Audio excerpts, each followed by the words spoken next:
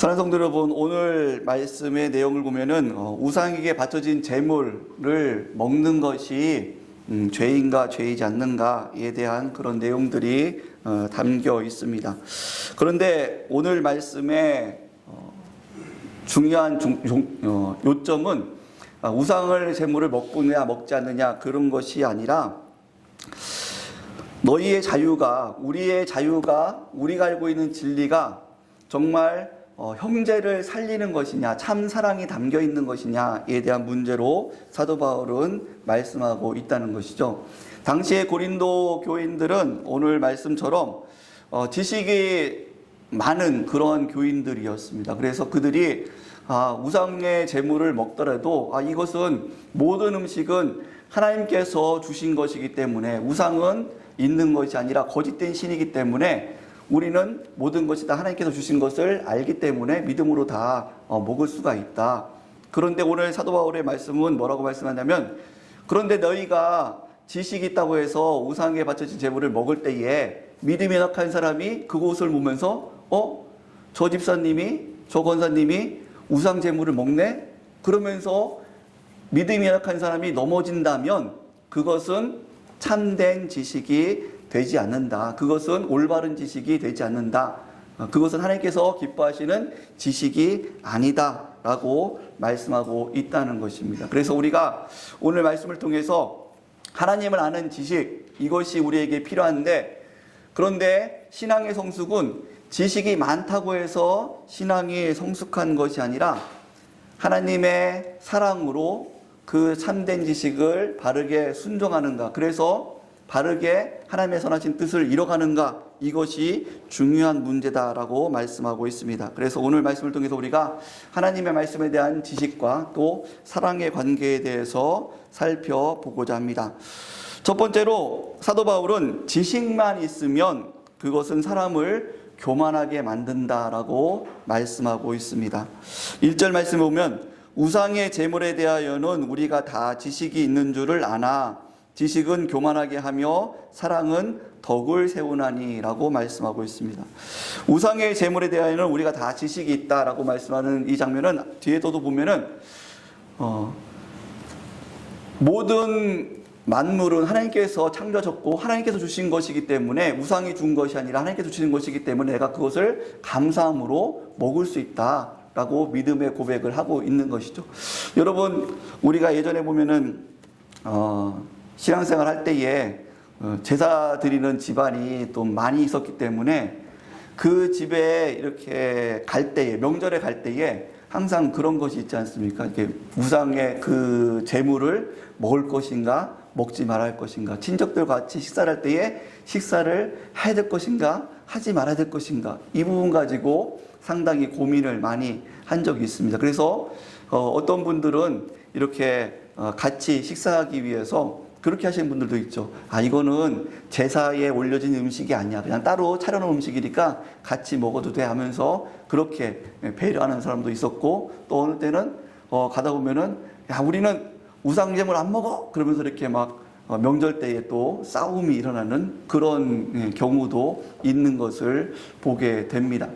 그런데 오늘 말씀에 보면은 이거는 교회 안에 이루어지는 그런 모습들인데, 교회 안에서 이 고린도 교회는 특별히 시장에서 나온 이 고기들은 다 우상에게 바쳐진 고기가 시장에 나오게 되는 그러한 이 구조로 되어 있습니다.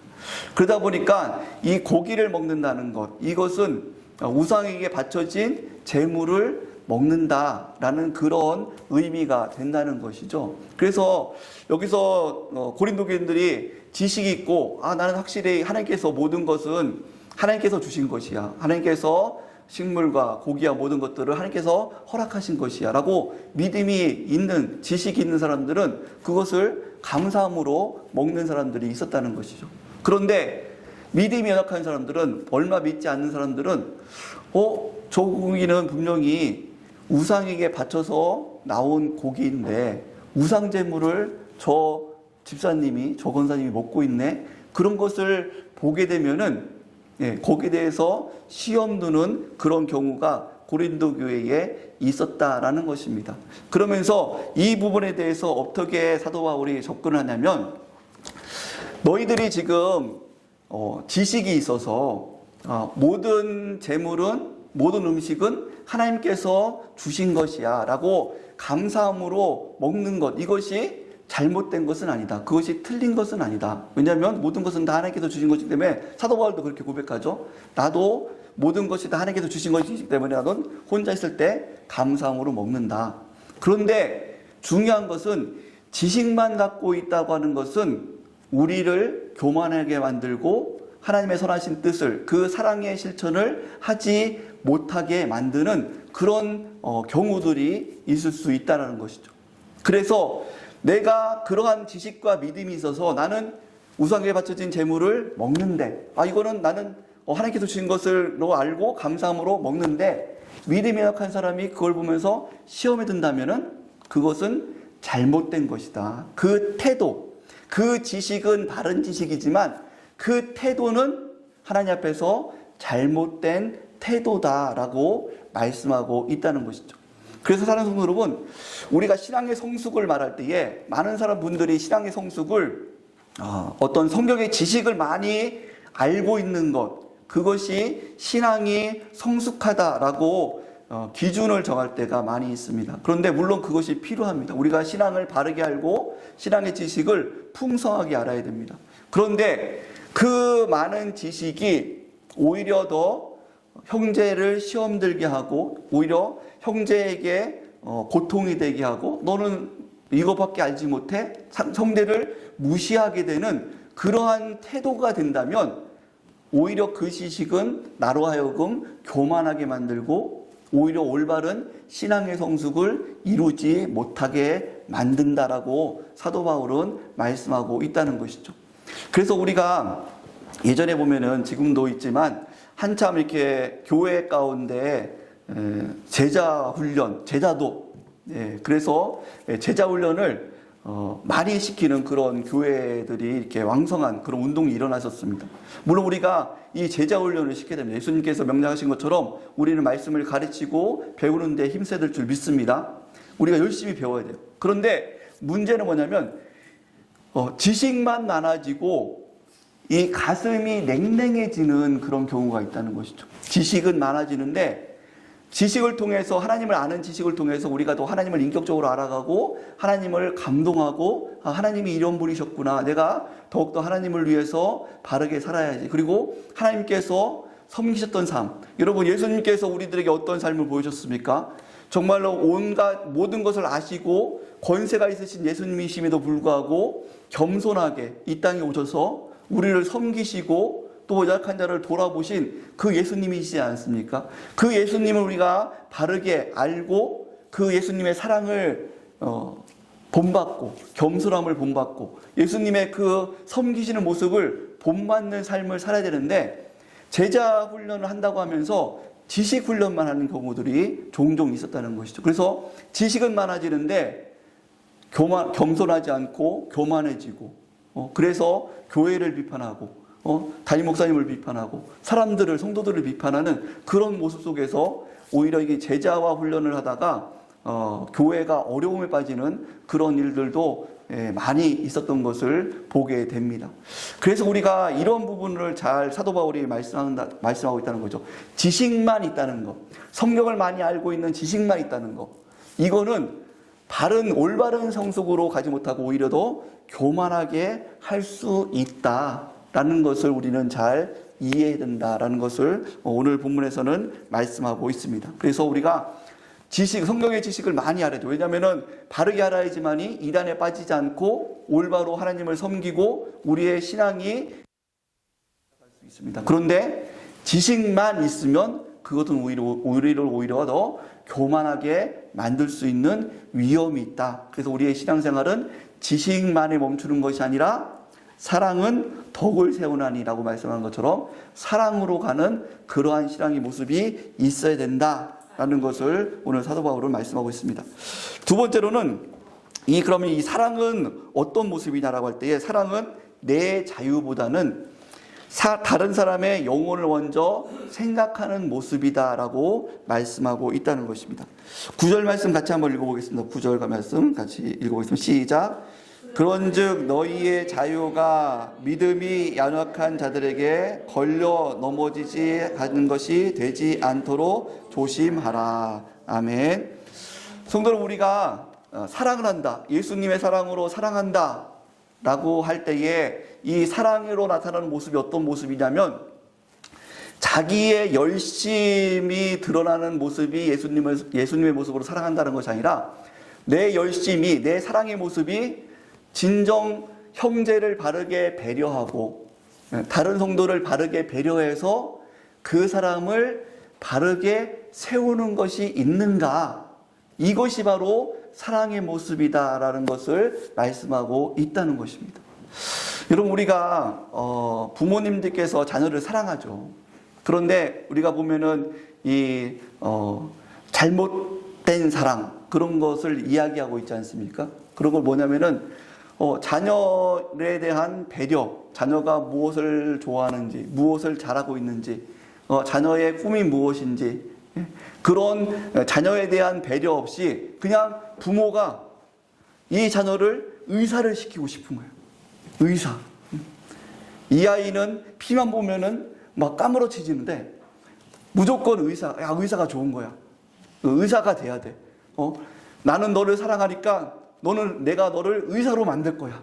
그러면서 부모님이 이 아이를 막 의사로 만들려고, 과외도 많이 시키고 정말 열심히 막 사랑을 막 쏟아부어요. 이것이 바른 사랑인가에 대해서 우리는 생각해 볼 필요가 있다는 것이죠. 성경에서 말씀하는 올바른 사랑의 모습은 내가 열심히 사랑으로 주는 그런 모습도 중요하지만 더 중요한 것은 무엇이냐면 형제를 정말 위로하고 형제를 배려하고 형제자매를 내 섬김을 받을 때에 정말 감사하구나, 저분이 나를 이렇게 사랑으로 섬겨주는구나, 이런 배려 속에서 형제를, 영혼을 세우는 그러한 일들이 있는가, 이것이 바로 진정한 예수님의 사랑의 모습이다라고 말씀하고 있다는 것입니다. 사랑하는 성도 여러분, 그래서 우리가 사랑을 할 때도 지혜롭게 정말 이 사랑의 모습이 내 욕심이 아닌가, 내가 정말 바르게 예수님의 사랑으로 사랑하고 있는가, 이것을 우리는 생각해야 되고, 그 결과는 무엇이냐면 내 자유가 믿음이 연약한 자들에게 걸려 넘어지지 않도록 조심하고 있는 모습, 이것이 바로 사랑의 모습이다라고 성경에서는 말씀하고 있다는 것입니다. 사랑하는 성도 여러분, 그래서 우리가 이러한 사랑의 모습을 세우기 위해서 우리는 정말 사랑의 모습이 내 안에 바르게 이루어지도록 배려하고 조심하는 그런 모습이 우리 가운데는 좀 실천되는, 그런 훈련되는 모습이 있어야 된다는 것입니다. 성도 여러분, 우리가 보면은 그냥 동네 아저씨로 있을 때는 다른 사람들에게 별로 상처를 주지 않습니다. 동네 아저씨들 있을 때는 다른 사람들이 별로 보지 않죠. 그런데 어떤 공인이 된다. 그러면 어떤 장관이 되거나, 요즘에 이제 선거가 되는데 선거에서 시장이 되거나 어떤 공인이 되면은 똑같은 일을 하더라도 사람들에게 실망이 되거나 사람들에게 질타를 받게 되는 것을 볼 수 있습니다. 우리가 회사나 또 길가에서 또 사람들하고도 마찬가지입니다. 사람들하고도 마찬가지인데 그냥 동네 아저씨, 동네 아줌마로 있을 때는 다른 사람들에게 시험이 안 돼요. 그런데 교회 권사, 집사, 장로, 목사가 되면은 주변에 나갈 때에 조심스러운 것들이 있죠. 집에서 막 집 앞에서 주차 문제로 막 싸우는데 그냥 동네 아저씨, 동네 아줌마, 동네 사람을 쓸 때는 별로 다른 사람들 시험이 안 돼요. 그런데 갑자기 막 앞 옆집하고 주차 문제로 막 싸고 있는데 옆에 가다가 집사님 그러면은 여러분 분위기가 어떻게 됩니까? 막 옆에 동네 사람하고 막 욕하면서 싸우고 있는데 옆에 누가 지나가다가 집사님 뭐 하세요? 이러면은 갑자기 분위기가 내가 뭐 별로 잘못한 것도 없는데도 불구하고 무조건 욕하고 싸웠으면은 상대방이 막 질타를 해요. 아니 교회 집사였어. 교회 집사가 욕하고 막 그래도 갑자기 막 이렇게 막 갑질을 하는 그런 경우를 우리는 종종 보게 됩니다. 이것이 위치라는 거, 위치. 그래서 저희들도 그래서 우리가 동네 다닐 때에 목사라는 신분이 들통나지 않도록 조심하고, 또 여러분들도 뭔가 자신의 그런 직분이 들통나지 않도록 조심하는 그런 경우들이 있지 않습니까? 왜냐하면은 주변 사람들이 알게 되면은 똑같이 행동하더라도 그것이 질타가 되는 그런 경우들이 있기 때문이죠. 그것이 공인이라는 겁니다. 공인. 성도 여러분 마찬가지입니다. 우리가 지금 우리 교회는 다 목사님, 우리 원로 목사님 계시고 또 장로님, 다 권사님, 다 안수 집사님이지 않습니까? 다 중직입니다. 중직. 우리가 중직인데 이제 전도를 하고 새신자가 우리 교회 왔을 때에 새신자들이 우리 중직들을 바라보는 기준이 있을까요? 없을까요? 대답해 보세요. 기준이 있을까요? 없을까요? 있어요. 기준이 있죠. 예배를 어떻게 드리는가. 우리 중직자분들은 예배를 이렇게 드릴 거야. 신앙생활을 이렇게 할 거야 라는 그런 기준이 새신자들에게는 있습니다. 성도 여러분, 우리는 이것을 기억을 해야 돼요. 나는 그냥 평소에 하던 대로 할 수 있지만 새신자가 이제 왔을 때, 우리 교회 왔을 때 내가 평소에 하던 말투와 내가 평소에 하던 신앙생활, 내가 평소에 하던 예배생활이 새신자들에게 시험이 될 수도 있다라는 것을 우리는 기억을 해야 됩니다. 사랑하는 여러분, 그래서 우리가 교회의 부흥을 위해서 기도하고 하나님 새신자를 보내주십시오라고 기도할 때에 우리의 삶의 모습도 같이 변해야 될 줄 믿으시기 바랍니다. 아멘. 이것이 우리가 새신자를, 믿음이 약한 자를 돌아보는, 배려하는 것, 이것이 바로 진정한 사랑의 모습이다라고 오늘 하나님께서는 말씀하고 있다는 것입니다. 자, 이것이 그러면 왜 중요한가라고 할 때에 12절 말씀 보면 이렇게 말씀합니다. 이같이 너희가 형제에게 죄를 지어 그 약한 양심을 상하게 하는 것이 곧 그리스도에게 죄를 짓는 것이니라. 여러분, 이것은 무서운 말씀입니다. 우리가 새신자, 믿음이 연약한 사람들이 나의 바르지 않는 어떤 태도와 나의 바르지 않는 말투와 말과 행동을 통해서 나는 올바른 지식을 가지고 나는 평소에 하던 대로 그것을 했을지라도 그것이 믿음이 약한 자에게 시험이 돼서 그가 교회를 떠났다. 그가 시험에 들어서 주님을 떠났다. 그러면은 그것은 단순히 그 사람이 떠났다라는 거로 문제가 되는 것이 아니라 오늘 하나님께서는 뭐라고 말씀하면 그것은 그리스도에게, 예수님께 죄를 짓는 무서운 것이다라고 사도 바울은 말씀하고 있다는 것이죠. 여러분, 그래서 우리는 이것을 기억해야 됩니다. 그래서 예수님께서는 마태복음 18장 6절에 뭐라고 말씀하십니까? 누구든지 나를 믿는 이 작은 자 중 하나를 실족하게 하면 차라리 연자맷돌, 여러분 연자맷돌 아시죠? 소각 옛날에 끄는 큰 맷돌 있지 않습니까? 연자맷돌을 목에 걸고 바다에 빠지는 것이 더 낫다라고 말씀하십니다. 그만큼 하나님 보시기에 믿음이 약한 자를 실족해 하는 것은 그만큼 하나님 앞에서 큰 죄가 된다라고 말씀하십니다. 큰 죄가 된다. 내가 하나님 앞에 열심히 섬기고 순종하고 충성했던 그런 것들이 한순간에 무너지는, 한순간에. 작은 자를 실족하게 하는 것, 믿음이 약한 자를 실족해 하는 것은 그만큼 하나님 앞에 무서운 죄가 된다라는 것을 오늘 사도 바울은 말씀합니다. 그래서 이것이 너무너무 무서운 죄이기 때문에 13절 말씀에 사도 바울이 뭐라고 말씀하냐면, 그러므로 만일 음식이 내 형제를 실족하게 한다면 나는 영원히 고기를 먹지 아니하여 내 형제를 실족하지 않게 하리라 라고 말씀합니다. 차라리 나는 내 형제가 내 고기 먹는 것 때문에, 내 자유 때문에 실족하게 한다면 난 차라리 나는 영원히 고기를 먹지 않겠다. 차라리 이것이 하나님 앞에서 칭찬받고 바른 삶을 사는 것이다 라고 말씀하고 있다는 것입니다. 사랑하는 성도, 말씀을 마치도록 하겠습니다.